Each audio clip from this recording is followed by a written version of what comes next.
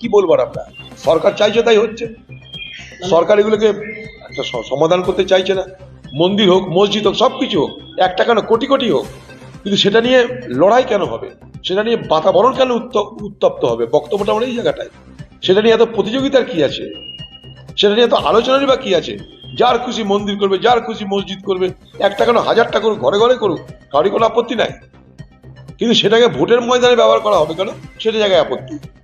এই যে বাবরি মসজিদে রয়েছে গোটা রাজ্য, এবং তার আগেই ভোট আসার আগেই ধর্মের এই জিগির, কি বলবো? কিছু না, ভোটের জন্য।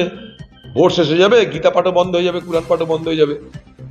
যেমন এনআরসি যখন চালু করবো করছিল, একই কথা বলেছিলাম। এগুলোর আয়ু ভোট পর্যন্ত। দিদির ট্যাঙ্ক ভাঙা, তার আয়ু ছিল ভোট পর্যন্ত, সেটাও বলেছিলাম। এগুলো সব ভোট পর্যন্ত এদের আয়ু সব। কোরআন যুগ যুগ ধরে পড়া হচ্ছে। কোরআন শুধু বইয়ে না, কোরআন মানুষের হৃদয়ে ঢুকে আছে। অনেক হয়তো জানে না, একটা সময় কোরআন জ্বালিয়ে পুড়িয়ে দেওয়ার জন্য অনেক চেষ্টা হয়েছিল আরব দুনিয়ায়। তখন থেকে কি চালু হলো? কোরআনকে মুখস্থ করে নাও, আত্মস্থ করে নাও কোরআনকে। তো সেই সব এক একটা ধর্মগ্রন্থের পিছনে ইতিহাস আছে। গীতারও তাই ইতিহাস, সমৃদ্ধ সব ইতিহাস, মানবতার ইতিহাস। মানুষের জন্য সব দর্শন তারা তৈরি করেছে। মানুষকে, সমাজকে এগিয়ে নিয়ে যাওয়ার জন্য সে সমস্ত জায়গায় তারা নানা রকমের মানুষকে শিক্ষা দেওয়ার ব্যবস্থা করেছে।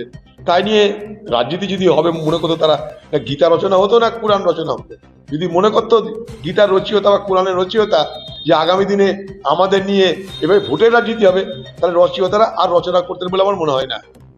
দুদিন আগে হুমায়ুন কবির বলেছিলেন যে তার সাথে নাকি ওয়েসির কথা হয়েছে, জোট হবে, অথচ ওয়েসির পার্টির স্পোকসপারসন বলছে যে এরকম কোনো কথাই নাকি। আচ্ছা, আমি তার উত্তর কি করে দেবো বলুন?